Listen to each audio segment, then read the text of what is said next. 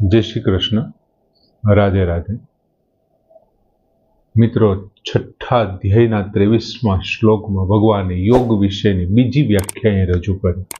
खरेखर तो त्रीजी व्याख्या कहेवाय, पण अमुक लोको ए व्याख्याने स्वीकारता नथी। एटले योगः कर्मसु कौशलम, योग एटले कार्यमां कुशलता ए आपणे न लेता बीजा अध्यायना 48मा श्लोकनी काले वात करी हती के समत्वम योग उच्यते, सिद्धयो सिद्धयोः समो कृत्वा समत्वम योग उच्यते, समताने योग कहे छे। अने भगवाने बीजा आ छठा अध्यायना 23मा श्लोकमां वात करी के तम विद्यात, तेने जाणवो जोईए। तम विद्यात दुख संयोग वियोगमां योग संज्ञितामां, जे दुखना संयोगनो वियोग करनारो छे तेने तारे योग नामथी जाणवो जोईए। तम योग संज्ञिताम तम विद्यात, तेने योग नामथी जाणवो जोईए अने ते योगमां स्थित रही अने आ बाकीना कार्य करवा जोईए। भगवाने 23मा श्लोकमां सरस रीते वात करी, समझण आपी एम। अने हवे भगवान 24मा श्लोकमां शुं कहे छे के संकल्प प्रभवान कामान त्यक्त्वा सर्वान अशेषतः मनसा एव इंद्रिय ग्रामम विनियम्य समन्ततः।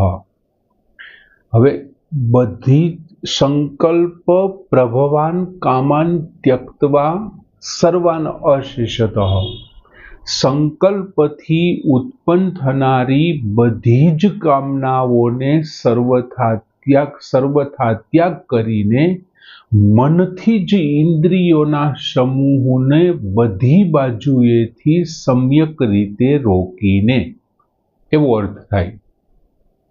हवे भगवान एवुं कहे छे के सम्यक संकल्प प्रभवान एटले संकल्पथी उत्पन्न थनारी, कामान एटले कामनाओने, संकल्पथी उत्पन्न थनारी कामनाओने।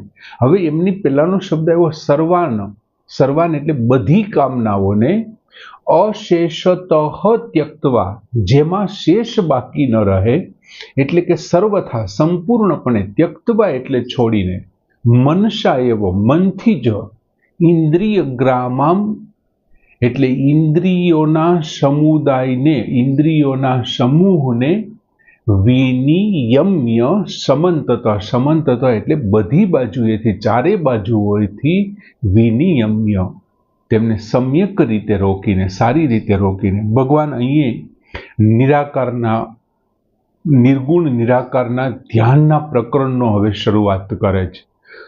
अत्यार सुधी सगुण साकारनी वात करी, हवे भगवान निर्गुण निराकारनी वात करे छे। भगवान अहीं शुं कहे छे के संकल्प प्रभवान, हवे संकल्प छे एमांथी प्रभवान एटले एमांथी जे जन्मे छे, जे उत्पन्न थाय छे। हवे संकल्प एटले आपणे अत्यार सुधी घणी वखत जोई गया संकल्प विकल्प शुं छे, तो के जे कोई संसारनी कोई पण वस्तु छे अथवा संसारमांथी कोई पण व्यक्ति होय, संसारनो कोई पण पदार्थ होय, संसारनी कोई घटना होय, कोई परिस्थिति होय, हवे आ बधाने आधारे आपणा मनमा मानी लो के कोई व्यक्ति वस्तु पदार्थ के कोई पण छे, कोई व्यक्ति मारी सामे आवे तो मारा मननी अंदर ए व्यक्ति बाबते कंईक ने कंईक स्फुरणा थवानी के भाई आ व्यक्ति आवो छे, आ सारो छे, आ देखावड़ो छे, आ कदरूपो छे, आवी कंईक ने कंईक स्फुरणा थशे। कोई पदार्थ मारी सामे आवे तो पण मारा मनमा कंईक स्फुरणा थशे। सारी के नरसी कंईक ने कंईक मारा मननी अंदर जे स्फुरणाओ थई रही छे, हवे जे ए स्फुरणा थाय छे, मानी लो के कोई व्यक्ति आव्यो अने मारा मनमा एमनी बाबते कोई पॉजिटिव स्फुरणाओ थई, मारा मने कोई एवुं स्फुरित कर्युं पॉजिटिव के आ व्यक्ति खूब रूपाળી छे, आ व्यक्तिनी बाजुमां रहेवाथी मने आटलो लाभ थाय एम छे अथवा आम थाय छे। जो ए स्फुरणानी अंदर तमारी प्रीत भळे, तमारी प्रीति भळे, એમની તમને સુંદરતા અથવા આવશ્યકતા દેખાય, જે કોઈ વ્યક્તિ, વસ્તુ, પદાર્થ, ઘટના, પરિસ્થિતિમાંથી સંસારિક ઉત્પન્ન થયેલી મનની સ્ફુરણાઓમાં જો પ્રીતિ, સુંદરતા અને આવશ્યકતા દેખાય ને, તો એ સ્ફુરણા છે શેનું રૂપ ધારણ કરી લે છે? એ સંકલ્પનું રૂપ ધારણ કરી લે છે. એમને સંકલ્પ કહેવાય. અને પછી શું થશે? તો કે પછી એ સંકલ્પને પ્રાપ્ત કરવા માટે, સંકલ્પને પૂરા કરવા માટે શું થાય છે? તો કે સંકલ્પને પૂરા કરવા માટે એમાંથી કામનાઓ જન્મે છે. હવે અહીંયા ભગવાન શું કહે છે? તો કે સંકલ્પ પ્રભવાન કામાન. કામાન પછીનો એક શબ્દ આગળ આપ્યો સર્વાન. આ તમે સંકલ્પ કર્યો, કોઈ વ્યક્તિ, વસ્તુ, પદાર્થ જોયું, એમને કારણે શું થયું? તો કે એમને કારણે મનમાં વિવિધ પ્રકારના સ્ફુરણાઓ થઈ. એમાંથી કોઈ એક સ્ફુરણા અથવા એકથી વધારે સ્ફુરણા પ્રત્યે મને પ્રીત જાગી, મને એમાં સુંદરતા દેખાણી, મને એમની આવશ્યકતા લાગી કે આ વસ્તુ ખરેખર મારી પાસે હોવી જોઈએ, આ ગાડી છે, આ બંગલો છે, આ વ્યક્તિ છે, એ મારી હોવી જોઈએ, મારી પાસે હોવી જોઈએ. એમને કારણે એ સંકલ્પમાંથી ઉત્પન્ન, પ્રભવાન ઉત્પન્ન થયું. શું ઉત્પન્ન થયું? કામાન. પ્રાપ્ત કરવાની ઈચ્છાઓ ઉત્પન્ન થઈ, કામનાઓ ઉત્પન્ન થઈ. સમજાય છે તમને? અને ભગવાન શું કહે છે? સર્વાન કામાન અશેષતઃ ત્યક્તવા. આ તમને જે કામનાઓ ઉત્પન્ન થઈ છે એમને અશેષતઃ, સંપૂર્ણપણે, સર્વથા, ત્યક્તવા એટલે ત્યજીને, એને બધી, એને મૂળમાંથી ત્યજી દો, એમ સંપૂર્ણતઃ, એમાં શેષ પણ બાકી ન રહી જવું જોઈએ. અશેષતઃ ત્યક્તવા. આ બધી કામનાઓ જે જન્મી છે એ કામનાઓને, અને એ કોને કારણે જન્મી છે? સંકલ્પોમાંથી ઉત્પન્ન થઈ છે. સંકલ્પ કર્યો જ ન હોત, કોઈ વ્યક્તિ, વસ્તુ કે પદાર્થ ગમે તે તમારી સામે આવે, તમારા મનમાં સંકલ્પ ન થયો હોત સારો નરસો, તો કઈ પ્રશ્ન જ નહોતો. એટલે સંકલ્પને કારણે આ કામનાઓ થઈ છે ને એમને સંપૂર્ણપણે ત્યજી દેવાની વાત કરી છે. હવે અહીંયા ભગવાને સર્વાન અને કામાન શબ્દો, હવે ભગવાને કામાન શબ્દ બહુવચનમાં વાપર્યો છે. તો બહુવચનમાં વાપર્યો છે તો ફરી પાછું ભગવાને સર્વાન શબ્દ શું કામ વાપરવો પડ્યો? શું કામ વાપર્યો છે? એટલા માટે ભગવાને સર્વાન શબ્દ વાપર્યો છે, એટલે કે કંઈ પણ નહીં, એમ કોઈ પણ પ્રકારની નહીં, કોઈ પણ જાતની કામના ન હોવી જોઈએ. સારી ન હોવી જોઈએ, ખરાબ પણ ન હોવી જોઈએ, રાગવાળી પણ ન હોવી જોઈએ, દ્વેષવાળી પણ ન હોવી જોઈએ. આ વ્યક્તિ રૂપાળો છે કે કદરૂપો છે, બેમાંથી એક પણ ન હોવી જોઈએ. આ વ્યક્તિ મારે જોઈએ અથવા અહીંયા હોવો જ ન જોઈએ, બેમાંથી એક પણ ન હોવી જોઈએ. એટલે ભગવાને કદાચ સર્વાનની સાથે, આલા કામાનની સાથે સર્વાન શબ્દ મોકલ્યો. હવે બીજું શું કહે છે ભગવાન બીજી લીટીમાં? કે મનસા એવ ઇન્દ્રિય ગ્રામમ. મનસા એટલે મનથી જ, ઇન્દ્રિય ગ્રામમ વિનિયમ્ય સમંતતઃ. મનથી જો ઇન્દ્રિયોના સમુદાયને ચારે બાજુથી સમ્યક રીતે રોકીને, હવે જો મનથી રોકવાની વાત કરી, કોને રોકવાની છે? તો કે ઇન્દ્રિય ગ્રામમ, ઇન્દ્રિયોના સમુદાયને. એમાં ઇન્દ્રિયોનો સમુદાય એવી ભગવાને ચોખ્ખો જ નથી કરી કે જ્ઞાનેન્દ્રિય કે કર્મેન્દ્રિય. ભગવાને ખાલી ઇન્દ્રિયોના સમુદાય એવો શબ્દ વાપરો, ગ્રામમ શબ્દ વાપરો. હવે જે ઇન્દ્રિયોથી આપણે એમના જે વિષયો પ્રાપ્ત કરીએ છીએ, શબ્દ, સ્પર્શ, રૂપ, રસ અને ગંધ, આ પાંચેય ઇન્દ્રિયોથી આપણે એમના વિષયોને પ્રાપ્ત કરીએ છીએ. હવે એ વિષયો આપણે શેનાથી પ્રાપ્ત કરીએ છીએ? તો કે ઇન્દ્રિયોથી પ્રાપ્ત કરીએ છીએ.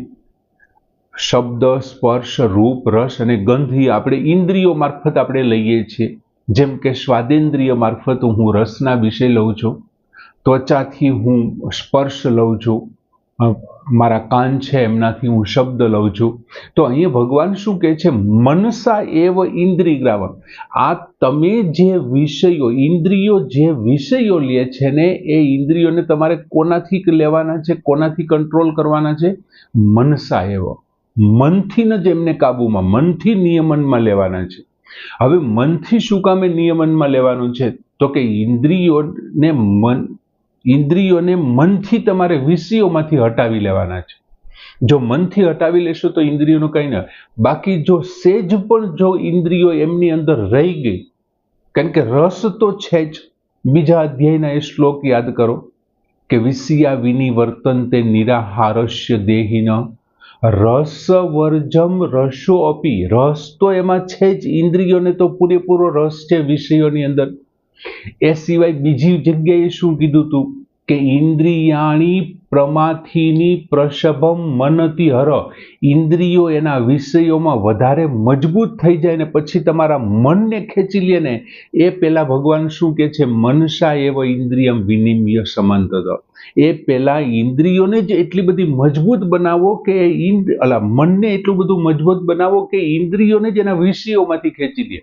સમંતત એટલે ચારે બાજુથી, વિનિમ્ય એટલે સમ્યક રીતે રોકી રહે, એને હટાવી લેવું જોઈએ. બધી બાજુઓથી મનને વિષયોનું જે ચિંતન થઈ રહ્યું છે ને એ ચિંતન બંધ કરી દે. સતત હું સારું વિચારવાનું, સારું સાંભળવાનું, સારા સારા સ્વાદ લેવાનું જે મારું મન ચિંતન કરે છે એ ચિંતન કરવાનું ધીમે ધીમે બંધ કરી દેશે. મન છે ઇન્દ્રિયોના વિષયોની ઉપેક્ષા કરવા માંડશે ને એટલે શું થશે, ઇન્દ્રિયો આપોઆપ ત્યાંથી પાછી વળી જશે. ઇન્દ્રિયો છે ધીમે ધીમે મનને કાબૂમાં આવી જશે. અને એટલા માટે તો ભગવાને કિંચિત માત્ર પણ ખેંચાણ ન થાય એનું ધ્યાન રાખવાની વાત છે. મનસા એવ ઇન્દ્રિય ગ્રામ. બીજું, ધ્યાન યોગીઓએ ઇન્દ્રિયો અને અંતઃકરણ દ્વારા પ્રાકૃત પદાર્થ સાથે સંપૂર્ણપણે એમનો સંબંધ છે ને દૂર કરી દેવો જોઈએ, સંપૂર્ણપણે એના સંબંધને નાશ કરી દેવો જોઈએ. આમ બહુ સરસ મજાનો શ્લોકની વાત કરી કે ભાઈ તમે કોઈ પણ બાબતે સંકલ્પ કરો છો ને તો એમાંથી ઉત્પન્ન થશે કામનાઓ, અને એ કામનાઓનો અશેષતઃ સંપૂર્ણપણે તમારે નાશ કરી નાખવાનો છે. અને જે કાંઈ ઇન્દ્રિયો, આ કામનાઓ ઉત્પન્ન થઈ એટલે ઇન્દ્રિયો સતેજ થઈ ગઈ છે અને ઇન્દ્રિયો પોતાના વિષયોની અંદર પ્રવેશી ગઈ છે. ત્યાં તમારે મનથી એમનો કંટ્રોલ કરવાનો, એ પાછું ચારે બાજુથી, બધી બાજુથી કંટ્રોલ કરી લેવાનો છે અને એમને બળપૂર્વક, એમને સમ્યક સારી રીતે રોકી રાખવાનો છે. આમ સરસ મજાનો શ્લોક કે સંકલ્પ પ્રભવાન કામાન ત્યક્ત્વા સર્વાન અશેષતઃ મનસા એવ ઇન્દ્રિય ગ્રામમ વિનિયમ્ય સમંતતઃ. શ્લોક પૂર્ણ કરી. જય શ્રી કૃષ્ણ.